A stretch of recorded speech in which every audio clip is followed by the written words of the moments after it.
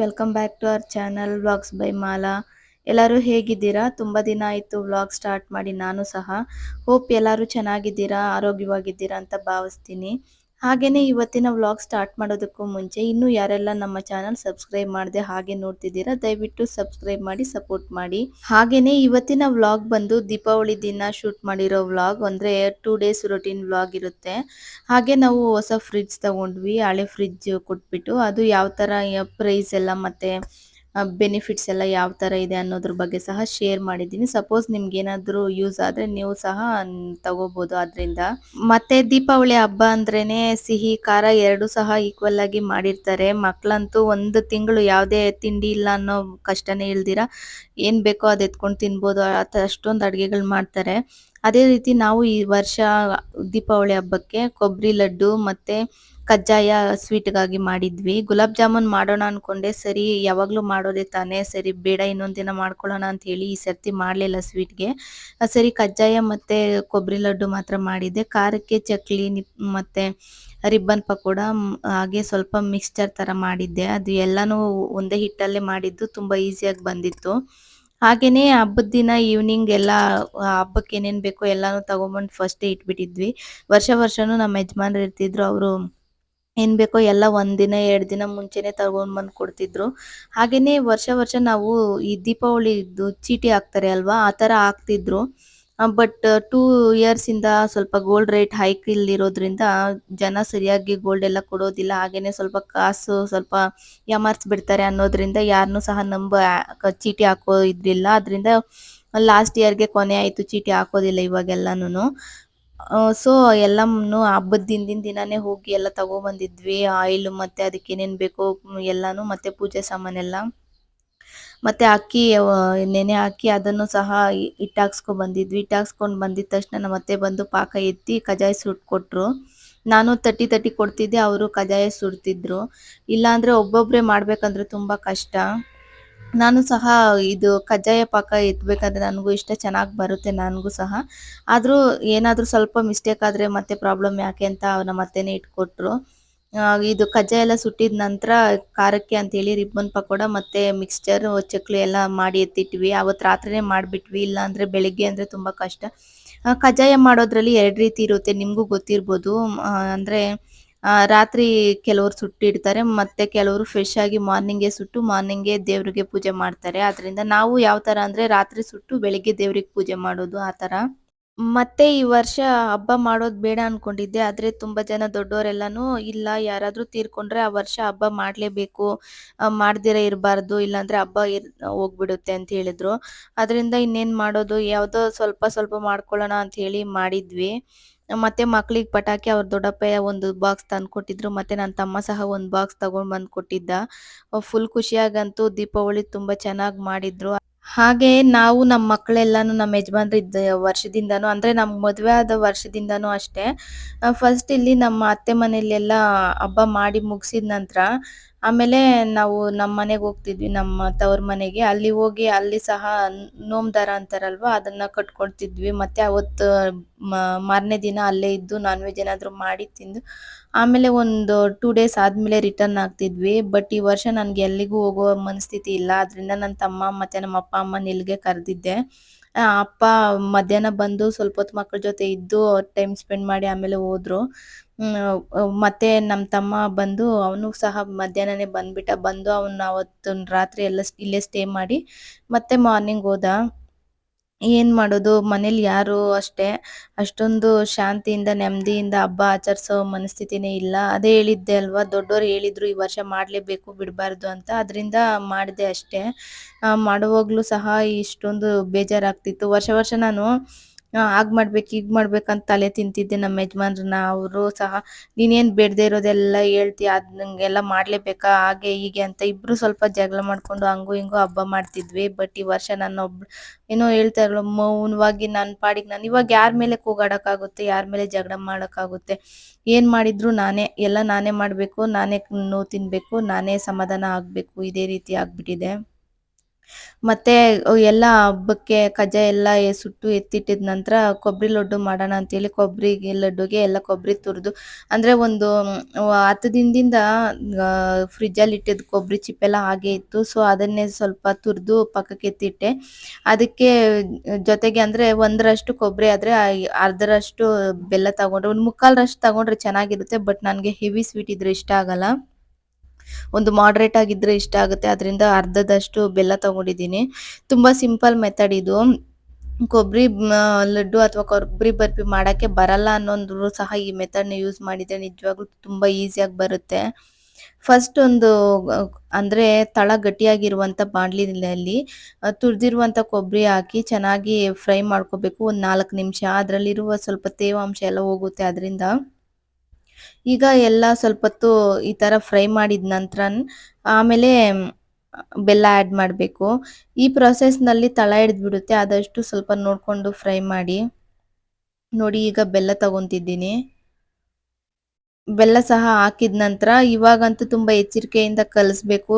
ಬೆಲ್ಲ ಹಾಕಿದ್ಮೇಲೆ ಹೇಗಾದ್ರೂ ಸರಿ ತಳ ಹಿಡಿದ್ಬಿಡುತ್ತೆ. ಅದರಿಂದ ಸ್ವಲ್ಪ ಹೆಚ್ಚು ಕಮ್ಮಿ ಆಗದೆ ಇರೋ ಹಾಗೆ ಅವಾಗವಾಗ ಮಿಕ್ಸ್ ಮಾಡ್ಕೊಳ್ತಾ ಇರಬೇಕು. ನೋಡಿ ಈ ತರ. ನಾನು ಮಿಕ್ಸ್ ಮಾಡ್ತಾ ಮಾಡ್ತಾ ಸ್ವಲ್ಪ ಕೊಬ್ಬರಿ ಚೆಲ್ತಾನೆ ಇತ್ತು. ನನಗೆ ಮೊದಲೆಲ್ಲ ಅಂದ್ರೆ ಮದ್ವೆಗೂ ಮುಂಚೆ ಎಲ್ಲ ಸ್ವೀಟ್ ಅಂದ್ರೆ ಇಷ್ಟನೇ ಆಗ್ತಿದ್ದಿಲ್ಲ. ನಾನು ಯಾವಾಗ್ಲೂ ಸಹ ಖಾರನೇ ಪ್ರಿಫರ್ ಮಾಡ್ತಿದ್ದಿದ್ದು. ಅದು ಘೀ ಸ್ವೀಟ್ಸ್ ಅಂದ್ರೆ ಸ್ವಲ್ಪ ತಿಂತಿದ್ದೆ. ಬಟ್ ನಾರ್ಮಲ್ ಸ್ವೀಟ್ಸ್ ಏನು ಸಹ ಅಷ್ಟೊಂದು ಇಷ್ಟಪಡ್ತಿದ್ದಿಲ್ಲ. ಬಟ್ ಮದ್ವೆ ಆದ ನಂತರ ಅದು ನಮ್ಮ ಮಕ್ಳು ನಾನು ಫಸ್ಟ್ ಪ್ರೆಗ್ನೆನ್ಸಿ ಇದ್ ನಂತರ ಅಂತೂ ತುಂಬಾ ಅಂದ್ರೆ ತುಂಬಾ ಸ್ವೀಟ್ಸ್ ತಿಂತೀನಿ. ಇವಾಗೆಲ್ಲ ಖಾರ ಕಮ್ಮಿ ಸ್ವೀಟ್ಸ್ ಜಾಸ್ತಿ ತಿಂತೀನಿ. ಭಯ ಆಗುತ್ತೆ ಎಲ್ಲ ಡಯಾಬಿಟಿಸ್ ಅಟ್ಯಾಕ್ ಆಗ್ಬಿಡುತ್ತೋ ಅಂತ. ಆದ್ರೂ ಏನ್ ಮಾಡೋದು ಕಂಟ್ರೋಲ್ ಮಾಡೋದಕ್ಕಾಗೋದಿಲ್ಲ. ನೆಕ್ಸ್ಟ್ ಇದು ನೋಡಿ ಈ ತರ ಸ್ವಲ್ಪ ಸಾಫ್ಟ್ ಆಗಿದೆ ಬೆಲ್ಲ ಎಲ್ಲ ಕರ್ಗಿ.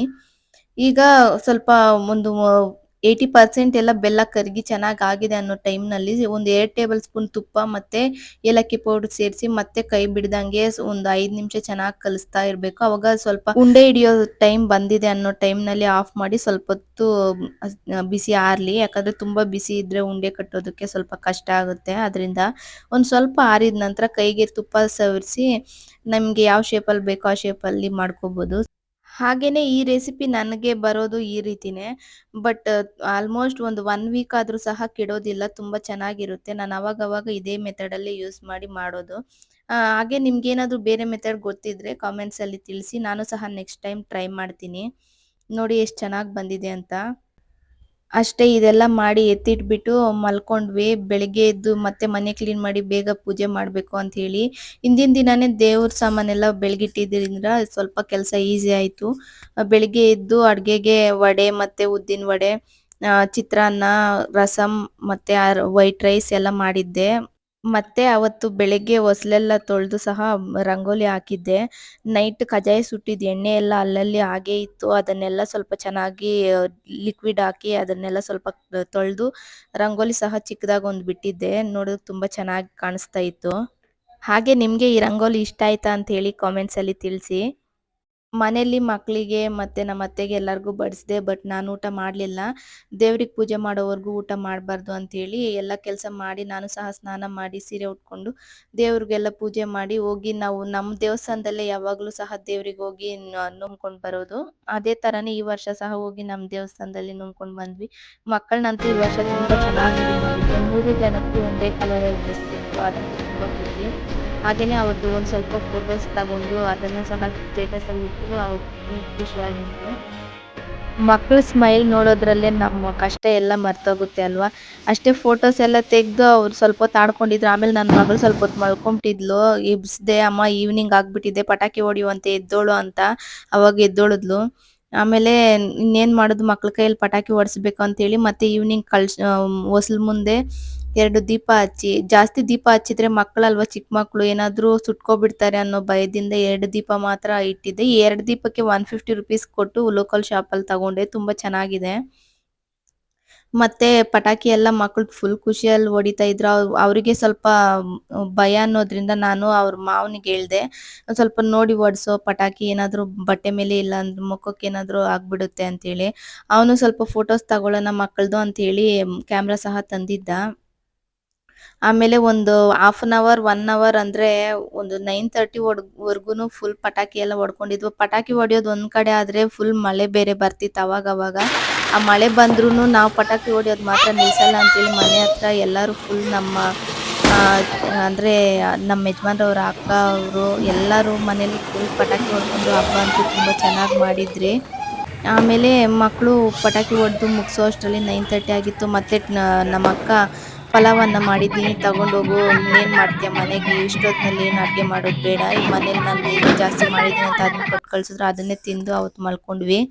ಮತ್ತೆ ಫ್ರಿಡ್ಜ್ ಬಂದು ದೀಪಾವಳಿಗೆ ಆಫರ್ಸ್ ಬಿಟ್ಟಿದ್ರು ಗಿರಿಯಾಸ್ ಅಲ್ಲಿ ಅಂತ ಹೇಳಿ. ನಾವು ತುಂಬಾ ದಿನದಿಂದ ಅನ್ಕೊಂಡಿದ್ವಿ ಈ ಹಳೆ ಫ್ರಿಡ್ಜ್ ಅನ್ನ ಕೊಟ್ಬಿಟ್ಟು ಹೊಸ ಫ್ರಿಡ್ಜ್ ತಗೋಬೇಕು ಅಂತ.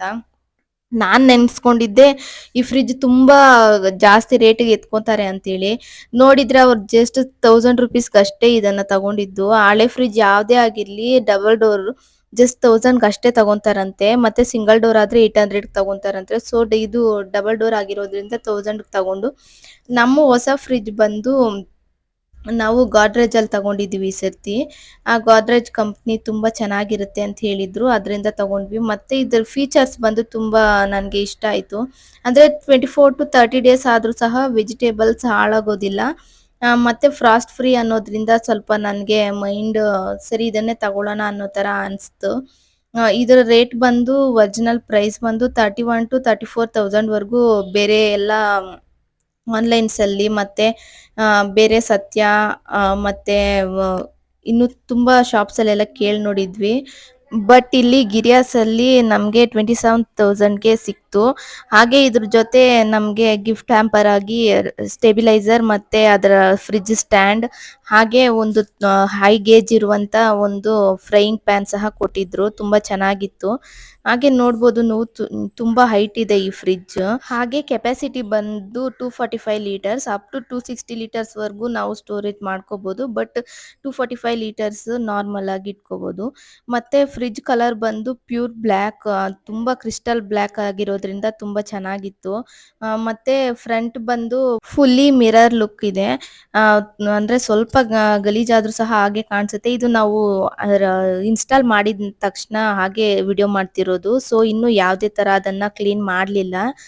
ನೋಡಿ ಫ್ರೀಜರ್ ಬಂದು ಕನ್ವರ್ಟೇಬಲ್, ಬೋತ್ ಫ್ರೀಜರ್ ಮತ್ತೆ ನಾರ್ಮಲ್ ಆಗು ಸಹ ಇಟ್ಕೋಬಹುದು. ಮತ್ತೆ ಇದ್ರ ಜೊತೆಗೆ ಒಂದು ಐಸ್ ಬಾಕ್ಸ್ ಸಹ ಕೊಟ್ಟಿದ್ದಾರೆ. ಹಾಗೆ ಅಷ್ಟೇ ಇದು ಫ್ರೀಜರ್ ಬಂದು. ಮತ್ತೆ ಕೆಳಗಡೆ ಇದು ನಾರ್ಮಲ್. ಇಲ್ಲೂ ಸಹ ಅಷ್ಟೇ ಎಗ್ಸ್ ಇಟ್ಕೊಳ್ಳೋದಕ್ಕೆ ಒಂದು ಸಪರೇಟ್ ರ್ಯಾಕ್ ಕೊಟ್ಟಿದ್ದಾರೆ. ಮತ್ತೆ ವೆಜಿಟೇಬಲ್ ಬಾಕ್ಸ್ ಅಂತೂ ತುಂಬಾ ಅಂದ್ರೆ ತುಂಬಾ ದೊಡ್ಡದಾಗಿದೆ. ನೋಡ್ಬೋದು ಎಗ್ ರ್ಯಾಕ್ ಸಹ ತುಂಬಾ ಚೆನ್ನಾಗಿದೆ, ಕ್ಯೂಟ್ ಆಗಿದೆ. ಡೋರ್ ಅಲ್ಲಿ 3 ರ್ಯಾಕ್ಸ್ ಕೊಟ್ಟಿದ್ದಾರೆ. ಮತ್ತೆ ಫ್ರಿಡ್ಜ್ ನಲ್ಲಿ ನೋಡೋದಕ್ಕೆ ಅಪ್ ಟು 4 ರ್ಯಾಕ್ಸ್ ಇದೆ. ಮತ್ತೆ ಕೆಳಗಡೆ ವೆಜಿಟೇಬಲ್ ಸ್ಟೋರೇಜ್ ಬ್ಯಾಸ್ಕೆಟ್ ಇದೆ. ವೆಜಿಟೇಬಲ್ ಸ್ಟೋರೇಜ್ ಬ್ಯಾಸ್ಕೆಟ್ ಆಗ್ಲೇ ಹೇಳ್ದಾಗೆ ತುಂಬಾ ದೊಡ್ಡದಾಗಿದೆ. ಹಳೆ ಫ್ರಿಡ್ಜ್ ಅಲ್ಲಂತೂ ಸಾಕಾಗ್ತಿದ್ದಿಲ್ಲ. ಬಟ್ ಈ ಹೊಸ ಫ್ರಿಡ್ಜ್ ಅಲ್ಲಂತೂ ಎಷ್ಟು ಬೇಕೋ ಅಷ್ಟು ತರಕಾರಿ ಸ್ಟೋರ್ ಮಾಡಿಟ್ಕೋಬಹುದು. ಹಾಗಂತೇಳಿ ಯಥೇಚ್ಛವಾಗಿ ಸ್ಟೋರ್ ಮಾಡಿ ಇಟ್ಕೊಳೋದು ಸಹ ಒಳ್ಳೇದಲ್ಲ. ನಿಮ್ಗೆ ಸಪೋಸ್ ಪಕ್ಕದಲ್ಲಿ ಅವೈಲೇಬಲ್ ಇದೆ ಅಂದ್ರೆ ಆ ಟೈಮಿಗೆ ತಂದು ಮಾಡ್ಕೊಳ್ಳೋದು ತುಂಬಾ ಈಸಿ. ಬಟ್ ಸ್ಕೂಲ್ ಮಕ್ಳಿರೋರಿಗೆ ಸ್ವಲ್ಪ ಕಷ್ಟ ಆಗುತ್ತೆ. ಆದ್ರಿಂದ ಫ್ರಿಡ್ಜ್ ಇದ್ರೆ ಮನೆಯಲ್ಲಿ ಆಲ್ಮೋಸ್ಟ್ ನಮ್ಗೆ ಒಂದು ಅರ್ಧ ಕೆಲಸ ಈಸಿ ಆದಂಗೆ. ಮತ್ತೆ ದೀಪಾವಳಿ ಆದ ಮಾರನೇ ದಿನ ನನ್ನ ತಮ್ಮ ಚಿಕನ್ ಮಟನ್ ಎಲ್ಲ ತಗೊಂಡ್ ಬಂದಿದ್ದ. ನಾನು ಸ್ವಲ್ಪ ಅವನು ಕೆಲ್ಸಕ್ಕೆ ಹೋಗ್ಬೇಕು ಅಂತ ಅರ್ಜೆಂಟ್ ಮಾಡ್ತಿದ್ದಿದ್ರಿಂದ ಫಸ್ಟ್ ಕಬಾಬ್ ಮಾಡಿ ಮಟನ್ ಸಾರು ಮಾಡಿ ಮುದ್ದೆ ಮಾಡಿದೆ. ನಿನ್ ಸ್ವಲ್ಪ ಚಿಕನ್ ಎತ್ತಿಟ್ಟಿದ್ದೆ, ಈವ್ನಿಂಗ್ ಬಿರಿಯಾನಿ ಏನಾದ್ರು ಮಾಡ್ಕೊಳ್ಳೋಣ ಅಂತ ಹೇಳಿ. ಮತ್ತೆ ಅವನಿಗೆ ಬೇಗ ಮಾಡಿ ಬಡಿಸಿ ಅವನು ಪಾಡಿಗೆ ಅವನು ಊರಿಗೆ ಹೋದ. ನಂತರ ನಾನು ಮಕ್ಕಳಿಗೆ ಎಲ್ಲ ಬಡಿಸಿ ಅವತ್ತು ಸ್ವಲ್ಪ ಫುಲ್ ಲೇಜಿಯಾಗೇ ಇತ್ತು. ಯಾಕಂದ್ರೆ ಹಿಂದಿನ ದಿನ ಫುಲ್ ಸ್ವಲ್ಪ ಸ್ಟ್ರೆಸ್ ಆಗಿದ್ದಿದ್ರಿಂದ